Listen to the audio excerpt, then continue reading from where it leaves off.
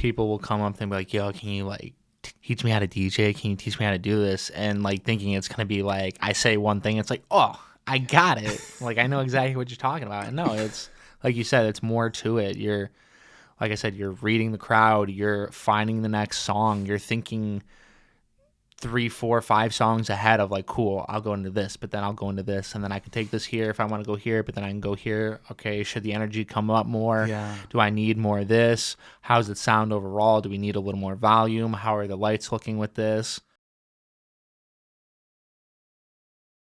Usually this man is in front of a group of people, but today it is just him and I in front of each other, duking it out, getting a deeper understanding of what it is that he does, how he does it, because the skill that he has is something that is forever and ever being refined over time, as it's quite frankly an industry that's forever changing. So without further ado, who is Bobby Booshay?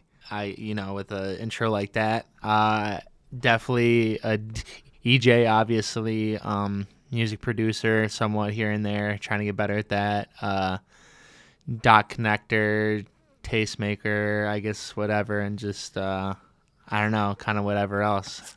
It's always hard to kind of think about and kind of pinpoint, you know?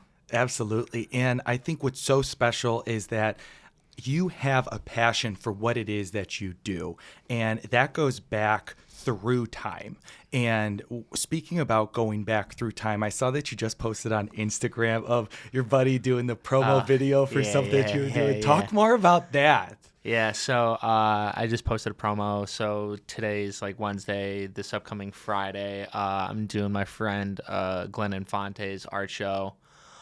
Glenn's an amazing artist, one of the owners of a brand called Ilthy, which has been around for, I think 12, 13 years now, staple in the Cleveland area. But so I'm DJing his art show, first one he's had in like 5 years. So then the video I posted was from 2015.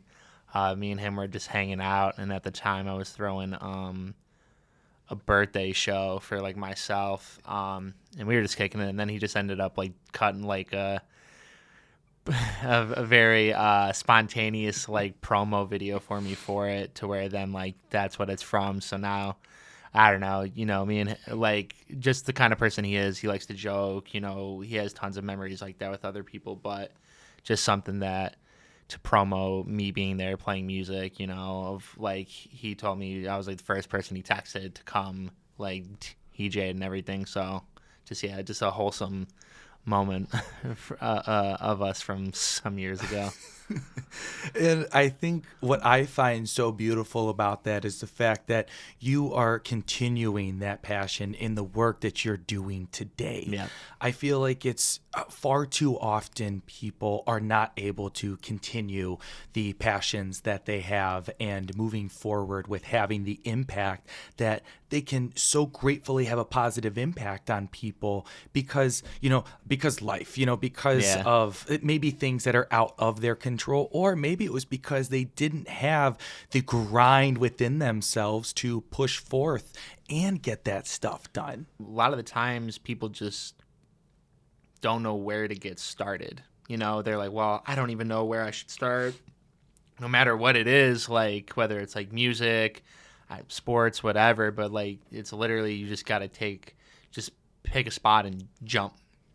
If you want to gain the experience, you want to get where you want to be, you have to then just take the leap and start doing it. Even like in college, there was like people that asked me, like I kind of want to do what you're doing, blah, blah, blah, but I don't know where to get started. Well, what are you doing right now? Like, what are you doing in relation to what you want to do, to your passion? And I think everybody should follow their passion and do what they want to do, no matter what. Like, you should strive for it, no matter like what it is. Some stuff is more reasonable than others, but it's all attainable. We've seen it time and time again. You see it every day, but you just need to pick a point, jump, and just, start from there. Because if you don't, you're never gonna do it at that point. So where did Bobby start? Started playing, like, I guess, find what you mean more. I I guess guess in terms of start. where did you find the passion for music that ultimately led you to where you are today? Basically just listening to stuff, going to concerts, from early age of like my parents showing me different music. So started playing guitar, taking guitar lessons. That's where like the real like initial thing for music started. And then as years went on, like playing in like bands and stuff, it didn't really work out as like much as I wanted it to. So then, just growing up more, then slowly started getting into like electronic music and then wanting to like make that and play that. And then basically from there on, it slowly blossomed into getting into like rap music, doing rap shows, and then that ventured off then into doing like nightclubs and basically from that point on just like DJing over the last 12, 13 years now to where it's like cultivated and become something like far beyond like what I could ever have thought or really thought was even possible at the time for any of it. No, and I think what's amazing about what you had just said is the fact that you were able to bring together a bunch of experiences that you've had to ultimately allow yourself to understand how to internalize that and then ultimately push it out within a creative outlet. Yeah. So with that being said, and with an outsider looking in, I'd imagine in some cases freeing, a little liberating to start doing the DJ stuff on your own rather than needing to rely on those within a band. Yeah, pretty much. I mean, I at this point, and with all that, I'm responsible for myself. And then when you're in a band, it's you and 3, 4 other people or however big of a band is to where then, you have to, like, if you want to hook a show, you have to talk to each member, make sure they're good. They then have to go talk to, maybe their spouse or like, figure out something in their life to where then for me, I literally just look at my calendar. I'm like, yeah, okay, cool. I can do it. So, and then, there's just, there's less responsibility, less pressure on other people. I undertake all of it and just have to figure it all and do it all for myself, which, is great, because then it gets done how I want. I can do it, if I want to.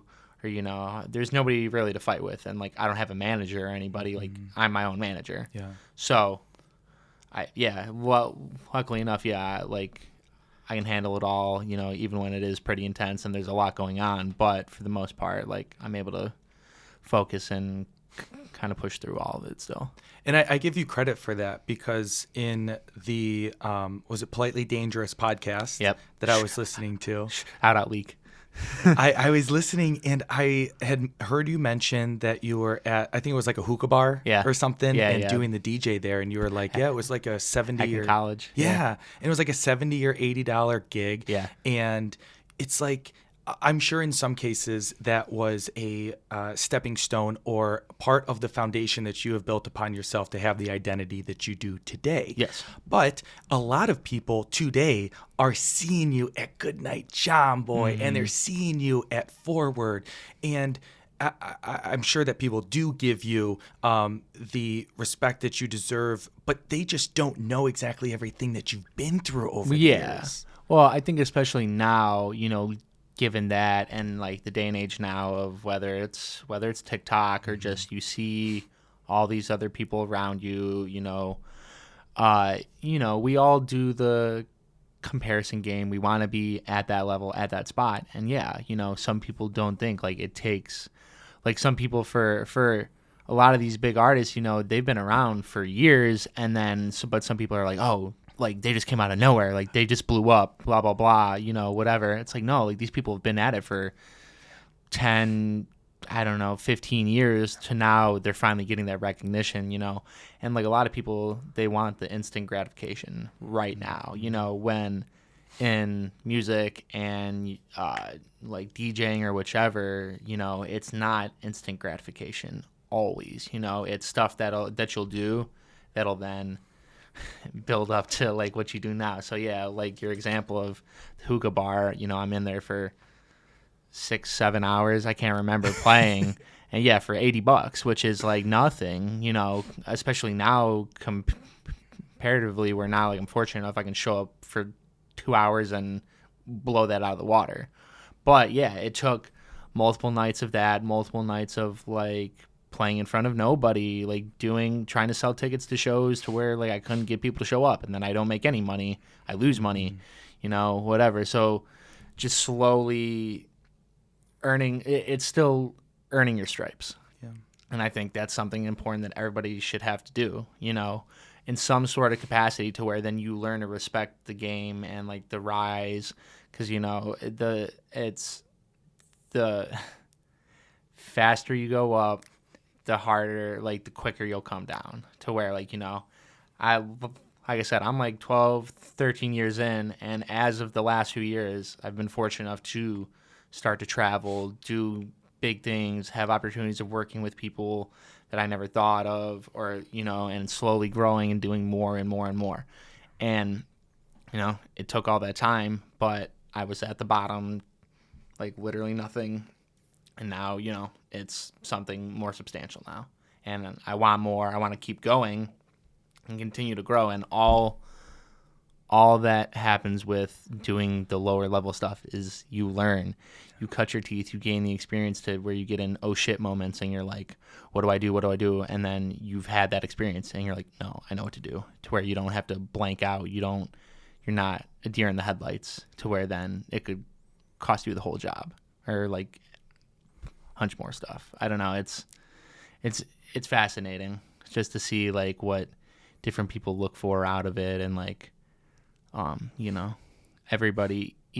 Even I had a friend who's a younger EJ than me, and like, we'll talk all the time, and I was like telling him basically the same thing. He's like, dude, like, I want to be on the big stage already. I want to do this. I want to do that. I want to do, and it's like, yo, like, dude, you're only 3-4 years in, but he's already like far ahead than most people. But like, he also has to kind of ground himself and remember, like, like I told him, like, the faster you want to go up, the faster and harder it is to maintain. So just keep pushing, and it's literally just steps, like you're moving up a ladder. Just eventually you'll reach the top, but there's always more. Yeah. So yeah. Are there any specific instances that you think back to in those first few years that keep you grounded? Yeah, there's always like one specific one, to where I was at like this one bowling alley kind of bar in Painesville or whatever, and like I played a show there, and like I've told this story before, but like there was like legitimately like nobody there, like not a single person in the crowd, not even like a bartender like in the room. So it was just me legit like playing in front of nobody, to where I'm like, dude, what the hell, like this sucks, I suck, I should give up, blah blah blah, I should stop doing this and everything like that. So there's always that moment. Or then just like even just like the first DJ gig I ever did was in like a coffee shop in downtown Willoughby. I had to sell tickets. I had a bunch of friends, family come out, whatever. Like, I sold all my tickets. The whole place was sold out. It wasn't that big, but like still. And then like even for that show, I like bought the controller to use to play. I didn't even have a laptop. I borrowed a friend's laptop to play on. So I put the MP3s on there, did the show, like crowd surf, like place went crazy. And I think back to that moment always, to where like, cool, like this is where it started. I can always pinpoint right here. And now, I realize I'm very fortunate in the stuff I get to do, to where like, a good couple months ago, I had the chance to go out to Atlantic City and play at the Hard Rock and open for Machine Gun Kelly in a room of like 7,000 something people. So I went from this tiny little coffee shop to being able to do something like that. And it's, I don't know, just, yeah, I guess that would keep me kind of grounded, just to where even like for like a show like that, I was like nervous out of my mind, just like thinking about it, like leading up to it. Mm-hmm. Excuse me. And all this other like big stuff, again, I keep saying it because I'm fortunate enough to do it. Yeah. There could be 20 other people in my position, and, I get chosen to do it. So, yeah. Absolutely. Now, one of the questions that I had for you that I'm so excited I can finally ask, because it was something that I never understood and just never truly took the time to understand or look it up and do some research. But Yeah. what is a resident DJ? What does that mean? I guess you could say, in a sense, like you're one of the top guys there, Mm-hmm. like almost like you're somebody that they can like put on consistently no matter what the situation is, and you'll know how to rock the room. You'll know how to like keep the crowd there engaged, whether it's like you there the solo night or like you're opening up for somebody, so you can set up the like main headliner person right, and it's just almost like a dedication like to that spot as well, so like like the venue's like, okay, here, look, like you'll be our resident. We'll keep hooking you this amount of this amount of times per month, blah blah blah, and you'll get like first right to like this different stuff or stuff like that. I guess would be a good way to explain it. Yeah. And are you a resident DJ with Forward Hospitality Group? Yeah, yeah, Good for you, yeah. man. Seriously. But even something like that took. I mean, I started DJing for the group like I don't know, 6 years ago. Yeah. Now to where now it was like an official residency, but never like fully confirmed up until like pretty recently, I guess you could say. Congratulations. But even like that, I came in as like the guy at the bottom of the totem pole and then just kind of showed, and like by doing good consistent work, showing like like I'm here, anything you throw at me, like I can handle this, I can do this, like multiple things, to where then I was able to kind of grow within the company a lot. Yeah. And this isn't just in Cleveland. This is in their stuff up in Chicago, Yeah. down in St. Pete's. Yeah, Chicago, St. Pete, Columbus. Where else? Probably some stuff in Miami soon once all that gets going. Where else? There's a John Boy opening up in San Diego at some point, so I'll go out there, kind of prepare people for that, and then whichever else. Yeah. Yeah. And what was this? I saw a bird hanging out on your shoulder. Yeah. One of the times I went down to go play in Columbus not that long ago, my one friend Caleb brought his one friend who had this bird that just, I guess, is totally cool hanging out in the club. So then he just was like, yo, can I like hopped on the DJ, and he's like, yo, can I put the bird on your shoulder as you DJ? It's like, yeah, I don't care. So I'm sitting there playing, and then somebody took a video of it, and then Barstool posted it. Yeah. Like, it kind of not like viral, like maybe on their pages it like blew up. Mm-hmm. Like I posted on TikTok too, but like it definitely like blew up pretty well. Yeah. Just the bird hanging on my shoulder, and it like starts off just zooming in on this one girl's face who's just like, she like noticed the bird and is just like shocked, like what is going on right now. Yeah. So yeah. Cool moment now. And then I guess he shows up pretty frequently and just hangs out. Oh, really? Yeah. So I don't know, it was random, but it's funny overall. Yes. Well, and I think what's going to be so interesting, and what you've already, I'm sure, recognized, is the fact that you're going to have somewhat different experiences going to these different bars across the nation. Oh, 100%. Just because, like, and I think people even have it, like, DJs have it confused to where, like, like, cool, or whichever. Like, these venues, yeah, they share the same name, but the audience is going to be a little bit different. They're going to be into certain stuff more than, like, the St. Petersburg audience at John Boy is different than the Columbus audience at John Boy there, to where you gotta, it's not the same game every single time, it's stuff you have to like actually like consistently think about, and you're thinking about it in the moment of what'll work. Because I mean, in Columbus, it's all kids that go to Ohio State. Mm-hmm. So they're all young kids, younger than you, who just want to be like hyped up. And you go to St. Petersburg and it's, yeah, kind of those similar kids too, but it's also like a bit of an older crowd too, so to where they're trying to hear more classics and like not be jumping around and whatever, so it's all, but it's like with anywhere, because I'll travel to other places around the country too and like play. Mm-hmm. So trying to read that crowd and see what they're feeling and see what they like. So, the people in Lincoln, Nebraska are going to like something different than the people in Austin, Texas, and then the people in Texas are going to like something different than the people in Detroit, and so on and so forth.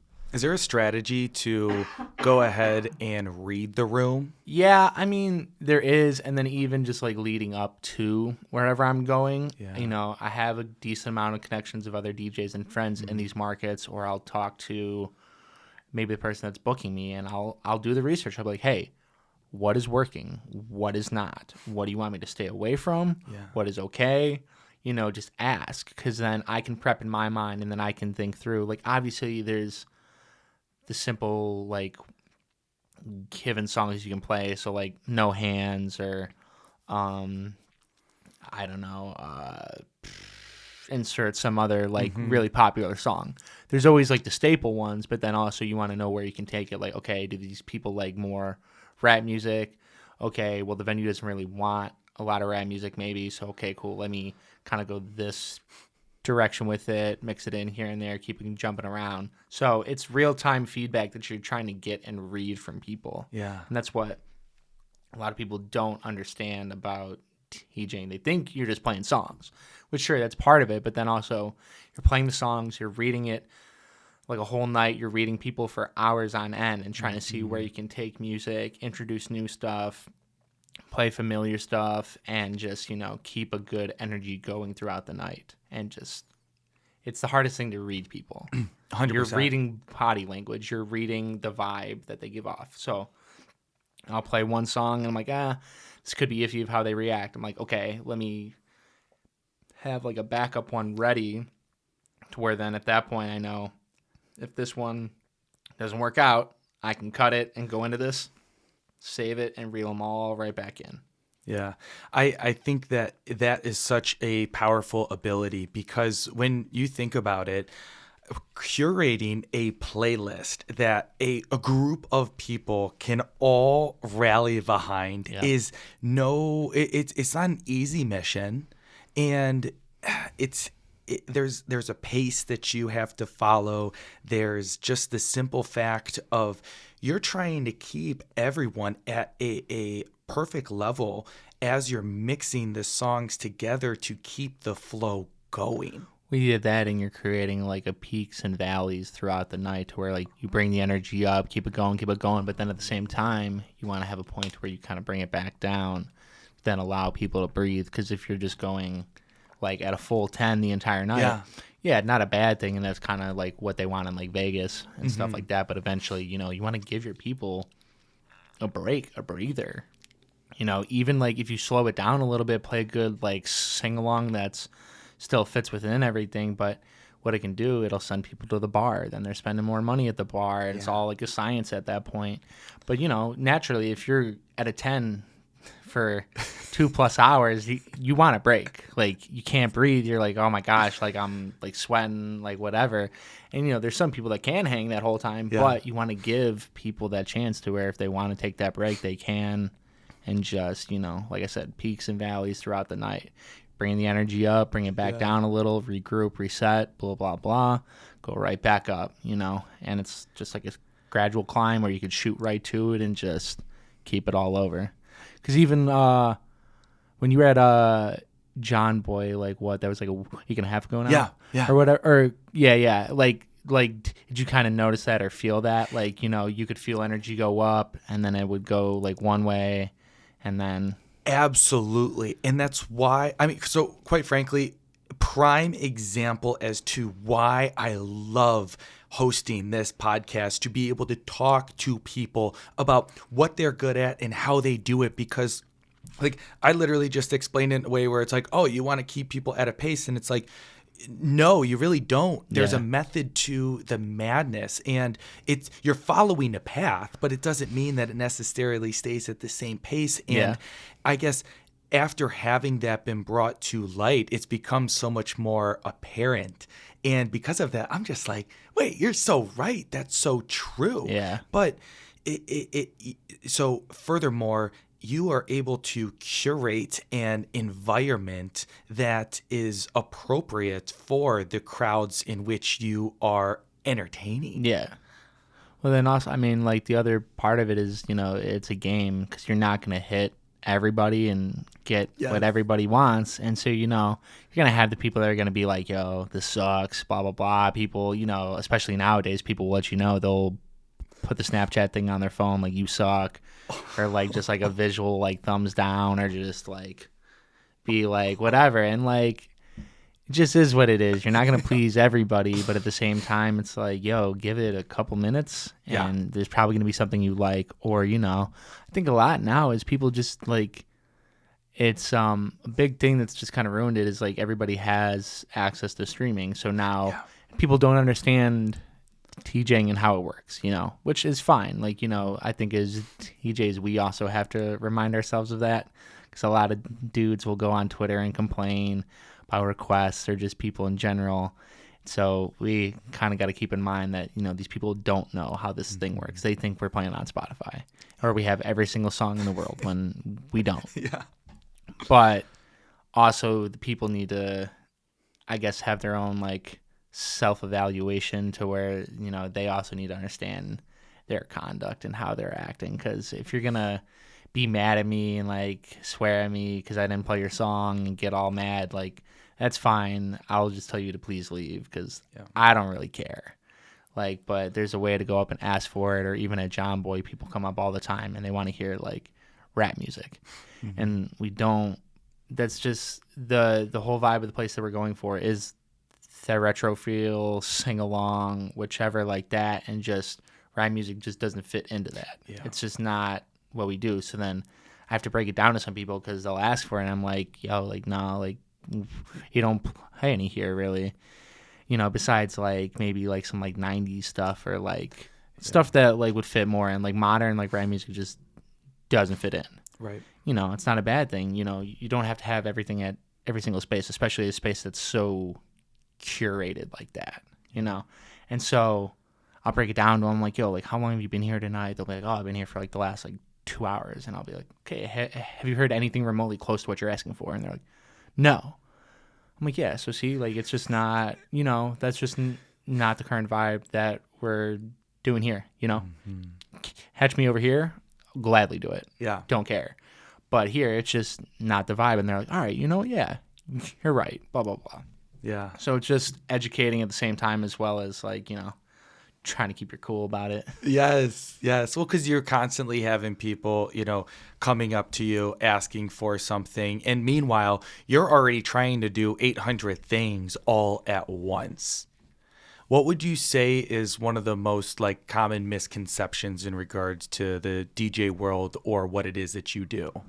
I think kind of how I said of like everybody thinks you have every song in the world, or people come up, they'll ask for a song, and the greatest thing is they'll come up, they'll just say like a song name, and it won't even be like the correct song.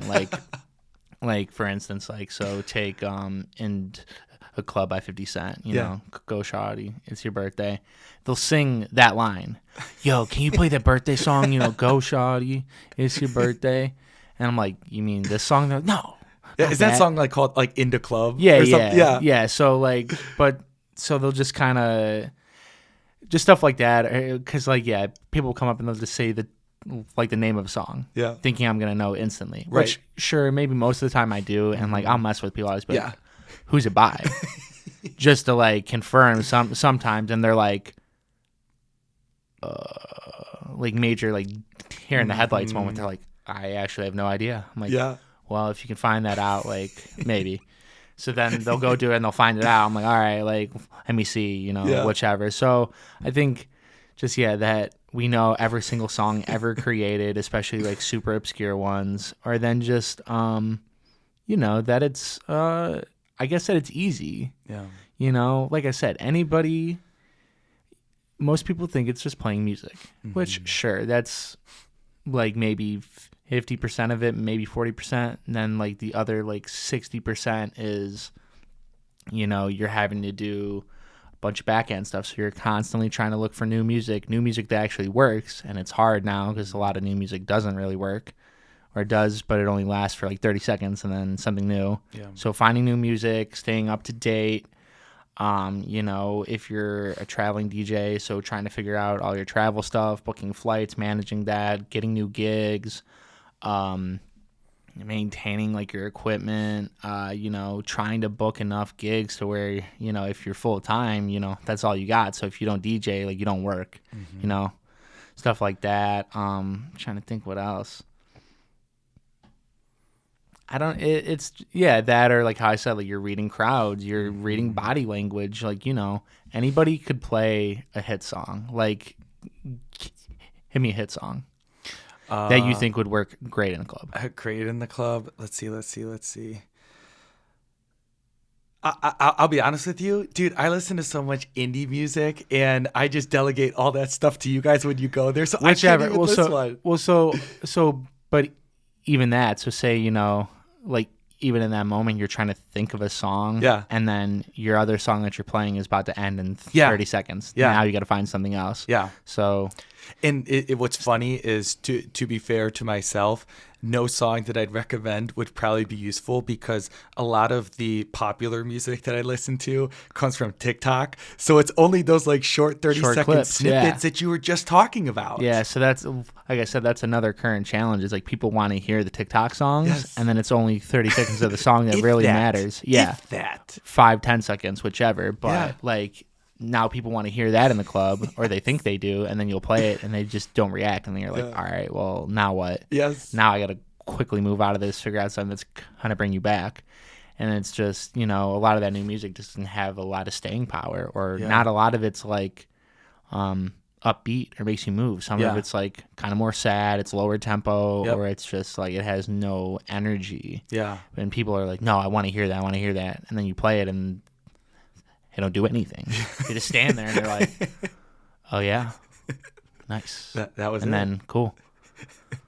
And then what? Like you're like, okay, well now, or like I said, people ask for stuff and then they're like so focused on it and they're like, no, this will get people going. It's like, no, I don't think it will. Like it'll get you going, if that. Maybe you're a group of friends, but you're 5 people out of like the other 100 that are here. Yeah. To where I got to think of this majority of people here. If I focus on you and play one little thing to make you happy, I have the chance to piss off 100 people who are like, all right, well, I'm gonna leave. Yeah.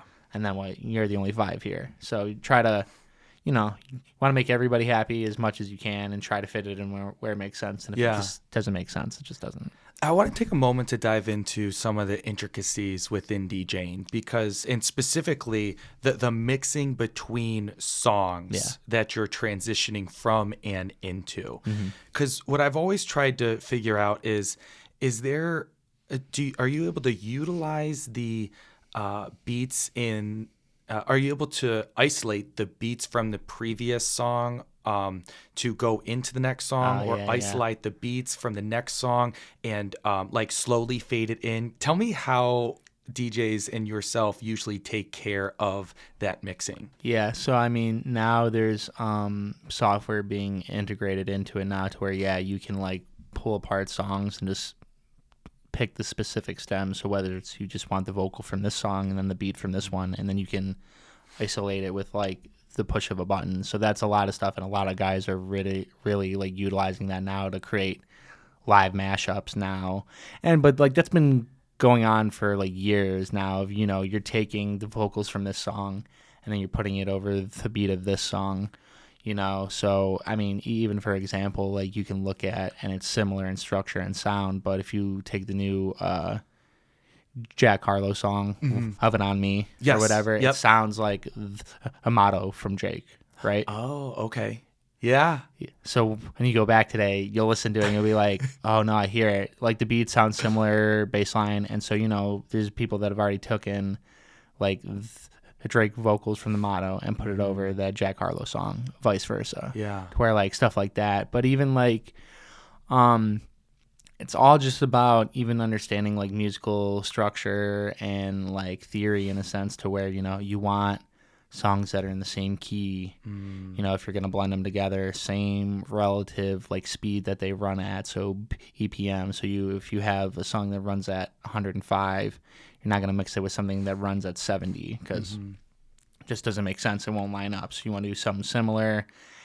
And like I said, just the structure. And then like you don't want vocal on vocal clashing. So when you're mixing, so then there's intro versions of songs and things like that.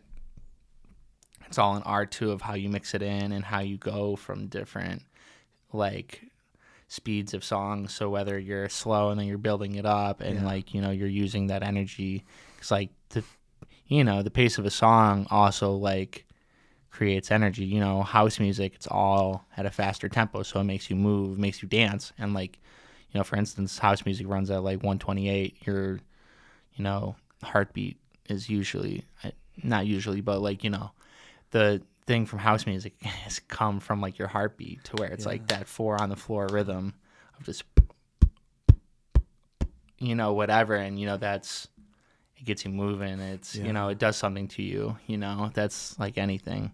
So, I guess to answer your question, a simple way of just like, it's just knowing, you know, over the last few years, I found out what stuff works, or that I'm just taking chances on stuff that I think will work and like blend together, and just, you know, understanding structure of songs and when to bring it in, when to take it out, you know, not, you know, if, you know, there's a song where people love the verse on it, you know, you're not going to cut the verse halfway through because people want the rest of that verse, and they'll be pissed if you cut it out at that point, or like, you know, before it's done. So you'll let that ride out, and just knowing when and knowing structures and like doing the prep work to even set up, like, because you could put a cue point where I can jump to certain points in songs to where then, cool, I know where this starts, where it ends, and after this point where it ends, that's where I need to then be into the next song, you know. So knowing when to let it ride and then keep it flowing too. Yeah. You know, I don't know, it's all, I feel like it's harder to explain verbally, easier to show visually maybe. But I think it's so important to acknowledge and do our best to understand, because, you know, this isn't touch tunes. Yep. You're not requesting a song to be played next and playing a quarter or paying a quarter for it to get pushed up into the next round or the next one in the queue. What you're doing is you are making sure vocals aren't clashing. You're making sure that the, you know, beats per minute or what it is that you're speaking to is able to transition in a way. You're making sure that for the people that are enjoying what it is that they're listening to are, you know, getting their hook or getting their chorus that they're looking for without being cut short. There's so much more than you just adding it right next to the cue and giving someone what it is that they think that they want, when they may not even realize that if you were to do it in the timely fashion that they are asking you to do it, next, it would just now, you got to do it next. Well, yeah, no, exactly what you're gonna say, and to continue on it, like you feel that shift in energy. So if I'm playing something upbeat, super fast, blah blah blah, and then I switch to something that's like slow, you're gonna feel it. Yep. And it's gonna be like you'll feel it internally, consciously, unconsciously, because you were just moving super quick. If you're like dancing around, jumping around, and then I go to something that doesn't make you want to jump, you're gonna feel that. So again, that's reading the energy, knowing where to take it, when the time for it's needed, like everything like that. It's all just like a science. Yes. And I'll tell you what, everything that you have in front of you is proof that it is science. Yeah. I mean, I don't even know, how do you describe your view? Because everyone out there on the dance floor is just listening. You are curating from a soundboard and your laptop, and you're moving things up, down, pushing, rewinding, fast forwarding, like all this stuff. How do you even begin to explain to someone kind of what it is that you have in front of you? Well, yeah, that's the thing, is like people will come up and be like, yo, can you like teach me how to DJ? Can you teach me how to do this? And like thinking it's going to be like, I say one thing, it's like, oh, I got it. Like, I know exactly what you're talking about. And no, it's like you said, it's more to it. You're, like I said, you're reading the crowd, you're finding the next song, you're thinking 3, 4, 5 songs ahead of like, cool, I'll go into this, but then I'll go into this, and then I can take this here if I want to go here, but then I can go here. Okay, should the energy come up more? Yeah. Do I need more of this? How's it sound overall? Do we need a little more volume? How are the lights looking with this? This person's coming up telling me, oh, hey, can you give that person over there a shout out? It's their birthday. We're about to bring out a sign for them. So can you do that? And can you have something ready for that? They like this song, so maybe do this. Yeah. Or then does it fit here? Or then managers coming up saying, hey, you need to switch it up. You don't like what you're playing right now. Switch to something new that's better. Okay, now I got to quickly think, find something else. Oh, this song's about to end. Let me pull this in. I don't know. Yes. My notification on my phone's going off because my dog's barking at home. Now I got to see what's going on with him. Okay, oh, but this song, and then, so you can get pulled 20 million ways within it, and you're all just still trying to maintain that energy. Yeah. Not all situations are that intense, but that's like a huge part of it is just realizing and trying to focus and, juggle all of this and just maintain that vibe, that energy to where, something could be totally going wrong and the crowd has no idea, but you're trying to make sure that they don't know. Yes. So, you could be having problems with your laptop. You could be having problems with the equipment. You could be having 20 million things, and you need to try and make sure, like, that music does not cut out. Because, Has that happened before? Oh, yeah, 100%. Yeah, it's happened before. And, there's moments where I've saved it, and there's moments where, like, I haven't. Like, there was one I can think back to where, like, my laptop froze. Music was still playing, but I'm like, oh shit, like this is gonna like totally cut off at some point. So then I go in, I put in like a USB, then eventually the music cuts out. I'm like, oh shit. I get on the mic, yo, who here celebrating a birthday? Meanwhile, I'm like scrolling trying to find that 50 Cent song. Yeah. Yo, oh yeah, it's your birthday tonight. Yo, make some noise, blah, blah, blah. Put your hands up, blah, blah, blah. If you're celebrating tonight, let's go. Boom. No. So within that like 30-second period, I knew the laptop was about to quit out. So then I found a song on a USB stick, and then I'm on the mic trying to search for the song as I'm talking, maintaining, watching everything, trying to keep up that energy. And then like once I had the song loaded, switch, boom, play, hit it, boom, seamless. So I can remember like one of the guys that I work with, James, he was like, I think he was standing there when it all happened, or like he just noticed and he was like, holy shit. How did you like do that? Yeah.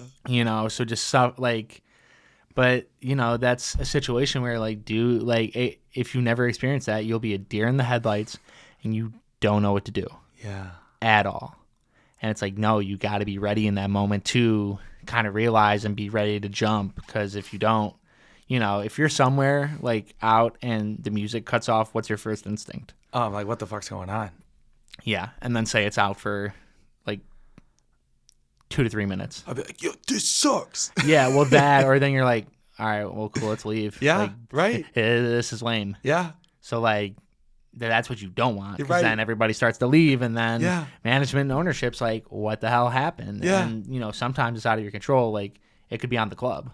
Like, their whole system could go down. Yes. Yeah.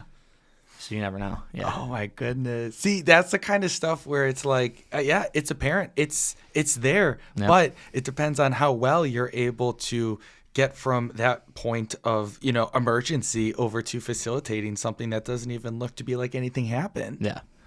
So it's again, it's more than what people think. Yes. There's more than just playing some music up there. Yeah. You can't just like in a moment like that, if everything cuts out, like, and it's like within your control. Yeah.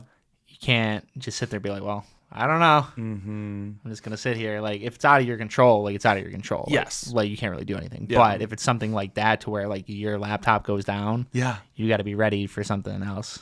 Now, I would imagine that it all kind of comes with the territory, and what it is that you're experiencing is going to be different depending on the venues that you're performing at. But I'd imagine that it's something special being and performing at Forward in front of all those people. Yeah.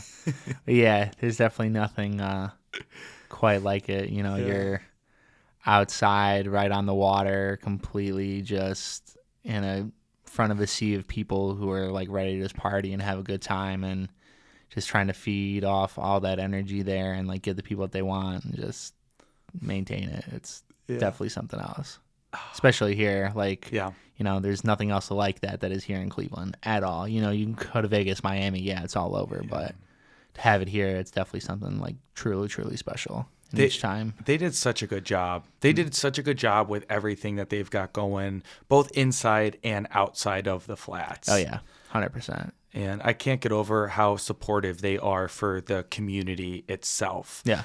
We've had Mitch on the podcast, and then they've also been able to support Natalie Bell, who is also on the podcast with her events through Cleveland Social, in utilizing some of the spaces and the venues that Forward has. And then, Rebecca Maxwell is a bartender over at Welcome to the Farm, and she has her the Girls Room company that she's been able to utilize a lot of their service or their venues as well. Yeah. And I think it just speaks to the fact that they are a part of the community and understand that if we all work together and we all support each other, we're all going to be able to continue to put ourselves in a better position than if we were to all work individually. Well, yeah, 100%. You want to work with the individuals that are around you, especially within your team. Everybody has something to offer in some way, and if we can all grow together and create like a mutual thing that works for both sides, like easy. Like obviously with like Rebecca, how you mentioned, she has her thing. She's been able to go to all the different venues and create that community there. We offer the space, she brings the people, and it's just a good mutual thing to where it helps everybody out in the end. Her thing grows, we grow, and at that point we're growing together. And it's all within house too. We're always trying to give opportunities to those that are already working with us so they can level up too. Yeah. How did your relationship with Forward start? However long ago, they were like starting to look for new DJs around the city, and some guys that were already in there that I was friends with, higher ups asked them like, who some other people we should look at. And, they, well, luckily enough, they suggested me, again, of all people. Could choose 20 other people, but, these guys believed in me, saw my, worth, my value, and what I could bring. And we're like, yeah, him for sure. Yeah. So from just... And like that all stems from just doing good work to where people can vouch for you and you can back it up too. That's very important too. If you're going to do good work, make sure you can back it up. Yeah.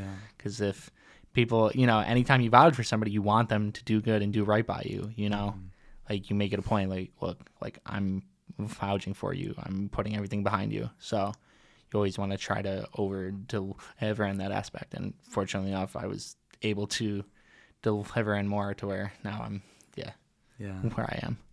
It's no doubt to me that you will continue to be successful within your profession, in some cases just because of some of the examples that you shared with me, where I'm just like, oh my gosh, like that takes a level of understanding and such a high level, not even a high level of competency, but a profound skill to be able to perform such acts within such a short period of time without even, raising the flag to anyone out in the audience. Yeah. It's huge. So I want to, congratulate you for the success that you've seen already. Yeah, acknowledge the fact that although I'll never truly be able to understand because I haven't gone through it, I want you to know that I recognize all of the sacrifice and all of the work that you've put in to get here, and it wasn't just some overnight story. Yeah. And because of that, your rise will allow you to be at the top for much longer than someone that popped up only to pop right back down. So is there a particular way that you celebrate your successes? I think just, having appreciation for it, look at it, look within those moments, of people that have, helped you in those moments, maybe the person that got you the gig, let them know, hey, I truly appreciate you helping me. Like, thank you. Without you doing that, that wouldn't have happened. So I appreciate you. So just letting people that helped you along the way know. I think even just with some of the moments, I'll look back at like the videos and stuff that I like have on my phone, whether it was from like crowd point of view or whichever, or I see it on social media and I just, I'll save it and I'll look back and I'm just like, like this is awesome. Or just even look in the moment, just really like soak it all in, like right in that moment, like, wow, this is crazy. This is even happening. Like I have this opportunity. Or even when I do get to talk about it, like for here, been able to talk about some great stuff. And each time I'm just, I say, because I realize that I'm fortunate enough to be here to do what I want to do. Fortunate enough that you want to hear about it. Whoever listens wants to check this episode out, listens to it, because like I said, it could be 20 other people, however many, there's a bunch of people that do what I do, but I'm fortunate enough to be here and be able to share it. And, hopefully, it doesn't have to be people that also DJ. Like, you can take what I'm saying and you can implement it into anything that you're doing. And that's what I think people should do as well, is you should listen to different perspectives from everybody, no matter what they do. Like, I don't have to go and listen to a bunch of DJs all the time. I can listen to somebody who works a construction job, and I could take something that I can implement into my life, into my, what do I do? I'm sure there's stuff that you can take from what I'm saying and implement it into your podcast too, or just how you go about things further. So, take from everywhere and everybody around you to learn from. Because then if you're only learning from one aspect of it or one person of it, you're kind of just going to be single-minded in it, I guess. Yeah. That's how you could put it. Absolutely. Yeah. And what I was able to absolutely take is that a way that you celebrate your success is by taking the time to reflect and acknowledge. And I think that that's so cool, because with the fact that social media and just the fact that, cameras are basically everywhere. I mean, gosh, we're recording off of iPhones right now. Yeah. It gives you the opportunity to be able to continuously celebrate your success through reflection. But I think what's even cooler is because of this element of social media and pictures and videos, in some cases, the reflection of your success is brought back to you through the support that other people are giving you by sharing your stuff through social media. No, 100%. So by what you just said, it's like you're celebrating by reflecting, and other people are helping you celebrate your success by sharing what it is that you're doing, which allows you to see what it is that you do. So it's this amazing circle of acknowledgement and celebration that I think is wonderful. But I ask that question. It's my favorite question to ask, because far too often people are not taking the time to recognize the successes that they've seen. Well, yeah, it's hard, especially too if you have like a lot going on, because where it's kind of like, cool, this happened, all right, on to the next thing. Yep. But at the same time, I think even just looking back at the summer, so much was happening. It was boom, boom, boom, boom, boom, boom, boom, boom, like all hands on deck, go. And then, we get to look back at the end of it, through those photos that were captured in that moment, go back into those and just kind of you relive it, or there's stuff that you even forgot that happened in the moment, and you're like, wow, oh wait, this happened, oh this was great, this, that, and the third, like, or the people that you were with in the moment, you just talk about it after, and you're just like, wow, like I can't even believe that happened. Yes. So like even like one point over the summer for like me and Mitch was when Rick Ross was at Forward. And both, like, Ross is on stage, like, doing his thing. I'm trying to think of what song he was doing, but he was just doing one, and we both just look at each other. We're like, dude, what is happening right now? To where it's just like, I can't even believe I'm standing here witnessing this. To where it's just, it's just some stuff to where you're like, I never thought this would happen. And you're like, wow, this is like, that's that person right there, and now this is happening. So just like, even in the moment, yeah. It's funny. I ask this question every single podcast, and I almost feel silly to ask it, because it seems like every time that I do, it's like, well, it's because of everything that I just spoke about for the last hour. But it's a staple within the podcast. So I want to ask, what makes Bobby smile? Yeah, I think just obviously, like, kind of what we already said, but even just knowing that with what I do, it brings joy to the people that are in that crowd. People are out there like singing their hearts out to these songs that I'm choosing to play, whether it's stuff that they know or stuff that they're getting put onto, or like an oh shit moment, like I didn't know that was about to happen. And just being able to see the real-time reaction of people that are there. Or like I said, yeah, I look back on these like photos and memories to where, there's these people, they post the photo or whatever, and whether, or like Instagram story, and they look back and maybe they caption like, yo, like this dude is fire, or like, oh my God, this dude is like awesome. That sounds so like super self-centered, but just, they share how they feel in that moment of being like, yo, I had a great time at this guy that was there that was playing music absolutely killed it specifically, and like I had an amazing time. So knowing like just people are coming out and they're having like time of their lives. They can forget about whatever they're doing, like whatever they got going on, and just come out and have fun, So to see a smile at that point, see people's nights get made, and they just, just have the time to really enjoy themselves. And so just knowing that, seeing it visually later on, or just like even in the moment of, of people that will come up to me and tell me, yo, I love what you do. You're awesome. Whatever they choose to say. Yes. Not to hype myself up on it. No, hype yourself up. You absolutely deserve it. I mean, I'm pretty sure that's what I said to you at Good Night Job Boy the other week. Yeah, I was like, that was awesome. Yeah, so just like, just having stuff like that, and people say, they really enjoy what you do. I'm sure you've had people come up to you and be like, yo, I really enjoy the podcast. I love what you're doing, everything like that. And you feel, a really good,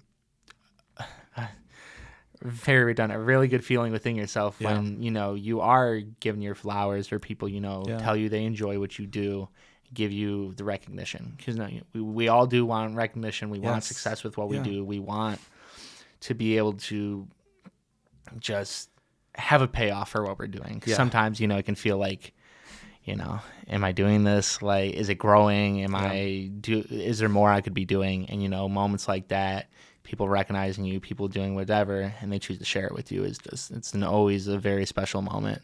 Absolutely. And I think the word validation has kind of like a negative stigma to it, but I want to work to take that away because, it is validating when someone says that they've enjoyed their time on the podcast or that they enjoyed listening to the podcast, because as much as I'm doing this for myself as a creative outlet, I'm doing this to also entertain people. Yeah. I want to do it to be able to call myself a creator and not just a consumer. And to be a creator, I also need someone to consume it. So it is validating. Yeah. And I have no problem saying that when people say great things or good things about the podcast, it is validating, and I'm proud of that. Well, yeah, because at times, like being a creative and stuff in the field, it's a thankless job. Mm-hmm. You're not always going to get people that, will tell you that they appreciate it.